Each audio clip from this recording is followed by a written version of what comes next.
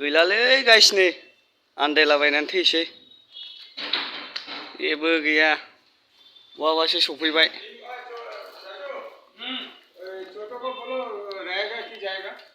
आन्दायलागासिनो गायसिमोन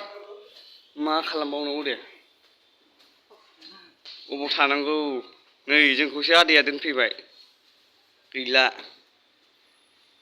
आन्दायसिला जोब्बाय थांबाव मालाबा बड'लेण्डआव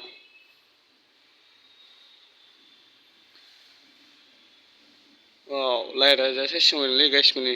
लाइटआ